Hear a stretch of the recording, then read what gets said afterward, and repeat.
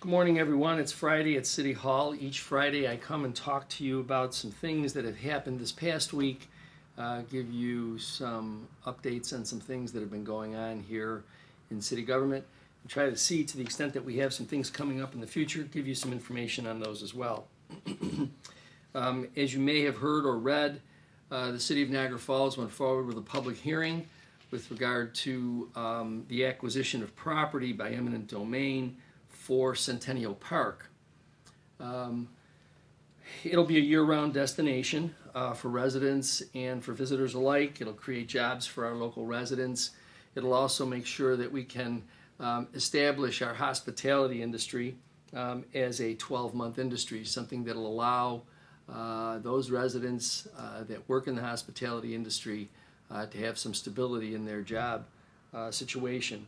The area where we are interested in building this facility is designated as 907 Falls Street, and then another portion of it is the frontage on John B. Daly Boulevard. So we are working very hard to try and take this large vacant green space right across from the Seneca Resort and Casino and to make it become a destination, again, for residents and tourists alike. The importance of Centennial Park is, once again, to bring residents downtown. Those of us who are old enough to remember, downtown used to be a place where residents enjoyed entertainment, enjoyed the opportunity for a nightlife. Since the creation and since urban renewal, since some of the things that have happened in the creation of the Seneca Casino, which resulted in the transfer of the former convention center, entertainment downtown has been very limited. The venues are small. So this, among other things, provides for a larger venue for those types of entertainment opportunities.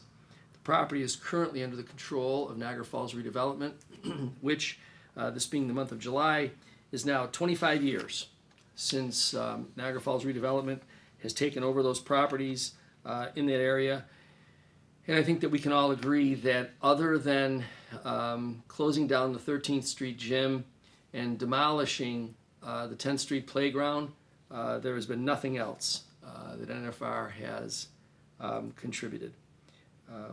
Our discussions with NFR, contrary to the public relations firm, I think it's kind of amusing too that in their effort now to promote a development in that area, rather than announcing the development and announcing a construction firm that's ready to commence the development, obviously they talked about their partnership with Urbicon, and the Urbicon individual said, "We're not builders.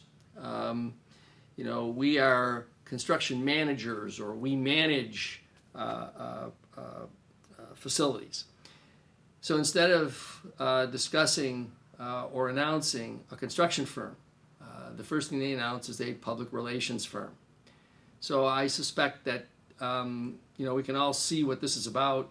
We've had 25 years of public relations trying to indicate that they are not responsible for their failure to develop, and now a public relations firm designed to try and drive home the idea that right in the middle of downtown, the best thing to do is to put up a concrete warehouse.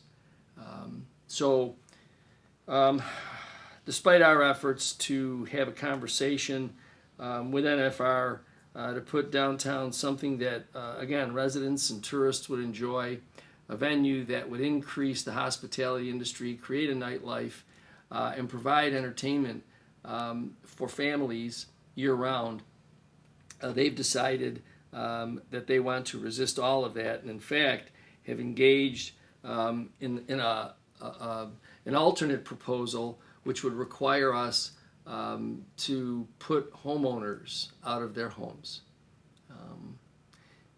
There is not any possibility. I want to repeat that for everyone who's watching, anyone who hears this.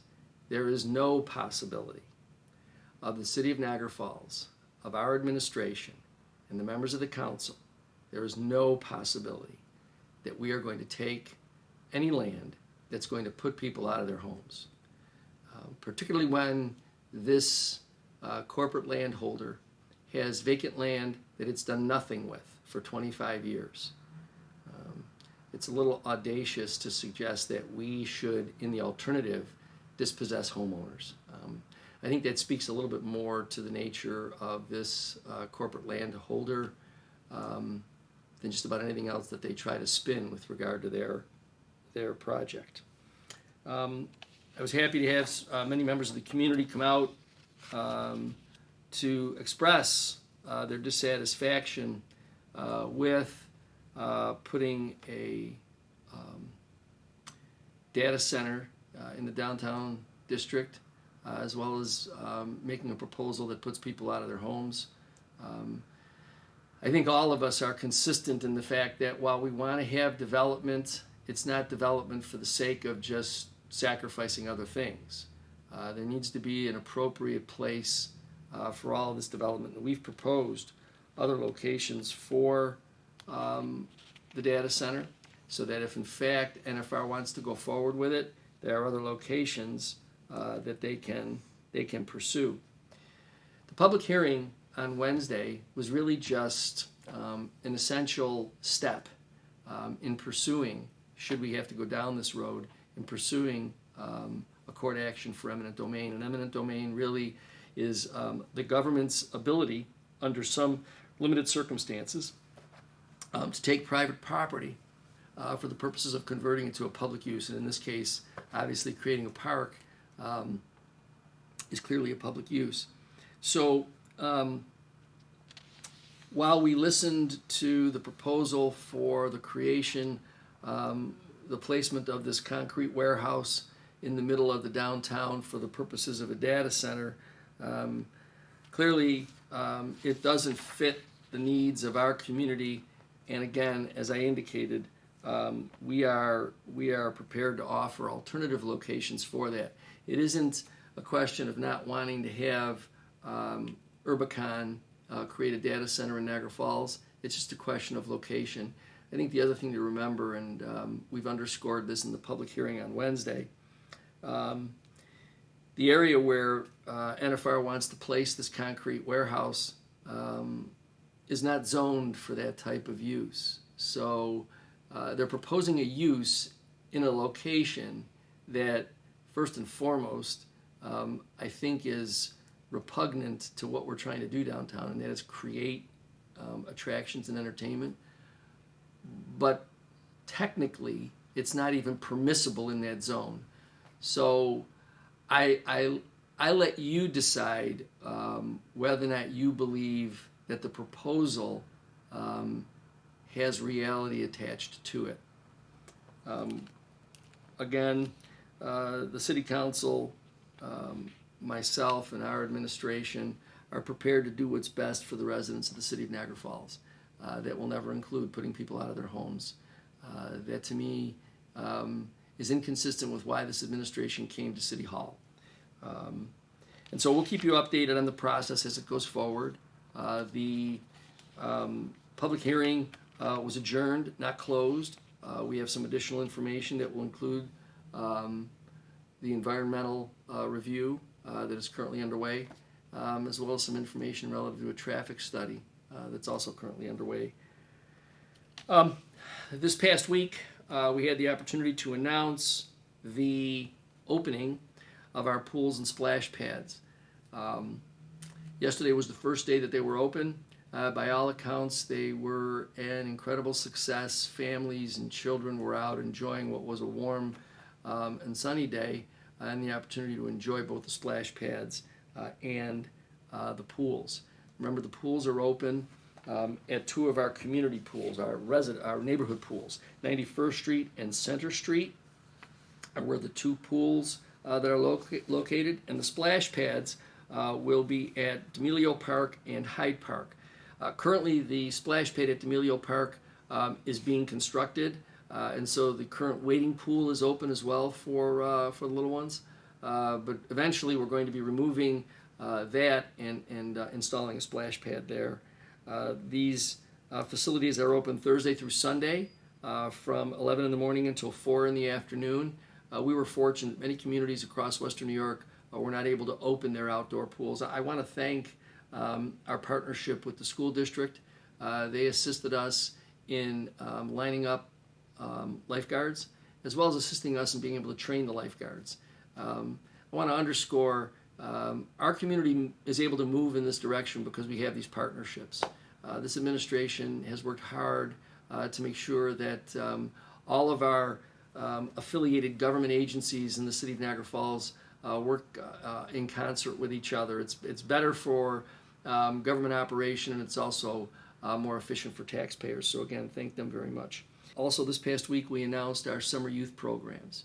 Again, this is the third year that we have partnered with the Niagara Falls Boys and Girls Club, as well as the school district, in providing a wide array of youth programs. If you go to our website, you will see a calendar. The calendar is uniquely situated to show you a variety of events, color coordinated to give you an opportunity to select what you think might fit you and your child's best needs. You and your child can sit and sort of look through to see the kinds of things that might be interesting to them. And we offer not only the standard camp and athletic activities, but we also provide activity in the arts, whether it's music or dance. We have a number of partners who have decided to join the summer youth program. Again, I want to thank our partners at the Boys and Girls Club. They do a very, very good job of coordinating programs. Again, the school district providing meals as well as transportation in some instances. So in conjunction with the city's facilities, this becomes a great partnership for the youth in our community. We also would like to welcome and thank our partners at the YMCA, the Community College, and the Aquarium, all of which have taken a part in providing some programming through this summer youth program. I mean, really, if you take a look at the calendar, you're going to see things probably not available in many other communities: cooking programs, reading programs, whatever it is that you and your child may think will be interesting. There's a good possibility that we offer it. And if you see something that we don't offer, please let us know. Let us know that there's something that might be of interest to you, and with our partners, we'll try to see if we can get that lined up. If not for the balance of this summer season, certainly for the summer season to come. Again, as I indicated, our calendar is actually color coordinated, so you'll be able to look and see those things that might be of interest to you. Just an example: green events have free lunches and breakfasts. Orange events are summer youth activities. It really allows you to, in one stop, take a look at everything and find those things that are most interesting to you. We are getting increased use, and I invite everybody to take advantage of our text alert system. We've been sending out text alerts for a number of things, whether they are road closings or other issues with regard to potential impediments as you move around the city, but also social events that are happening, things that are going on in our community that if you're interested and want to make yourself available for it, we tell you when and where. They're free. They're our way to communicate directly with you. We aren't collecting data. We're not going to spam out things. What we're doing is we're sending you direct information so that you know what's going on in your city. All you have to do to sign up is scan the QR code at the bottom of this screen and then text resident to get started. Or if you prefer, you can text resident to 716-FALLS-23. That's 716-325-5723. Last night I was out at the concert on 3rd Street, and I must have handed out I don't even know how many cards, and asked and told people, look at, if you not only if you want to know about the Thursdays on 3rd concerts, but we could talk to you about food truck Thursdays, concerts that are going on for some of our business districts in their areas. So we will provide you activities that are happening on Old Falls Street. Information comes to us too from our other affiliated government agencies, whether it's the Water Authority telling us about work they're doing, school district advising us on stuff that's going on there. It's really going to be an opportunity for you as a resident to take advantage of it. And by the way, the other thing I would say is that even if you're not a resident, and you just want to know what's going on, perhaps if you live in the area and you want to know what's happening in your old hometown, or if you want to know what's going on because maybe a senior relative lives here and you want to make sure you have information, text yourself in. Again, we aren't collecting data. This isn't about anything other than to give you information in the fast and most efficient way that we can. We were happy, I mean, I guess if you're a Bills fan, not so much, but we were happy to welcome Rob Gronkowski to Niagara Falls along with Gronk Nation. Came to our city this past week for a presentation. It was great to see him. I have to tell you, I know I'm not the tallest guy in the world, but standing next to him, he's enormous. He's huge, tall. But he is everything that I think one would think when you see all the stories you read about him. He's a fun-loving guy. He loves kids. He really had a blast out there. He came he and his organization came to our Niagara Falls High School varsity baseball field for a $20,000 donation to the Niagara Falls Little League in order to help that inter-city baseball league provide equipment for its players. So as you would expect, once Rob Gronkowski, the four-time Super Bowl champ, gets into town, usually things crack up into a party real quick, and this was no different. He decided that it was important for him to show his baseball skills. So he grabbed a bat. We had the pitching machine going, and Gronk didn't disappoint. He hit a couple of balls into the infield, and then I don't know if it was the third or fourth pitch, he hit a long drive out of the park. And rather than just end there, of course, he had to flip the bat and run the bases, the last stretch of the bases from third to home, doing a dance with some other young little leaguers as he came down home plate. So it was a fun afternoon. We certainly appreciate his generosity, appreciate the generosity of his charity, his organization. And we know that he's serious about wanting to help young people, particularly young people in urban areas. And so again, we appreciate his donation. This weekend is 4th of July weekend, and fireworks displays will be going on in a variety of locations. We believe that the town of Niagara's fireworks display at their park is scheduled for Saturday the 2nd. The city of Niagara Falls will have its fireworks display on Sunday the 3rd at Hyde Park. And the Seneca Nation will have a fireworks display on Monday, July 4th. And starting tonight and running through till Tuesday, July 5th, the state park will have a fireworks display each evening.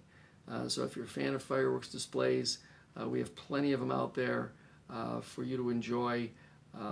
Just remember, be safe. I know that there will also probably be fireworks displays in some of our neighborhoods. So just be safe. Celebrate Independence Day, certainly, but do it safe. Do it appropriate. Be mindful of your neighbors and of your neighborhood. Again, it's supposed to be a great weekend, long weekend. So if you're getting out there to do some things, I ask you again to be safe driving, be safe bicycling, whatever it is that you're going to do. But most of all, I wish you all a happy 4th of July, and I look forward to seeing you again next week.